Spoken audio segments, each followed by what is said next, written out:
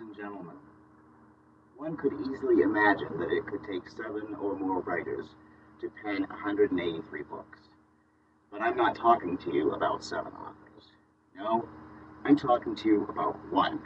One very beloved and prolific author with sales in excess of 200 million copies of her books currently in print, translated into 20 different languages. And all to the credit of this one beloved author whom I have the distinct pleasure to introduce to you all today.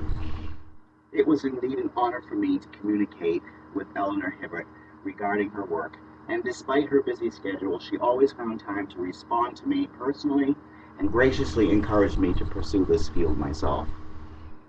Drawing inspiration from variable sources, anything from Shakespeare's inconsistencies to a picture gallery, or even something from like a line from a book, Eleanor Hibbert as a child was unable to attend school due to poor health, and by the age of 4 taught herself to read.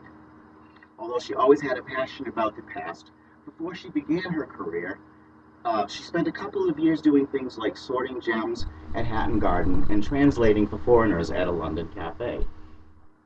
Following her marriage to George Hibbert, she began writing earnestly, and it was then that the historical romances began being written under her many pseudonyms: Jean Plady, Victoria Holt, Philippa Carr, Elba Ford, Eloise Tate, and Kathleen Kello.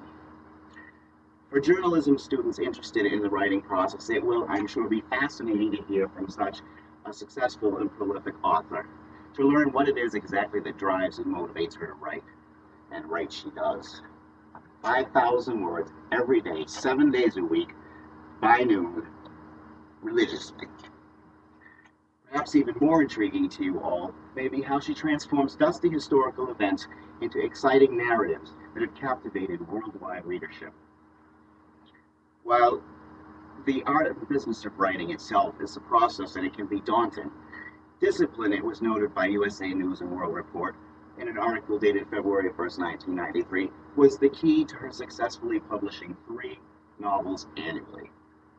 Eleanor Hibbert is indeed a perfect and appropriate example of how successful you can be in this business and should be an inspiration to everyone.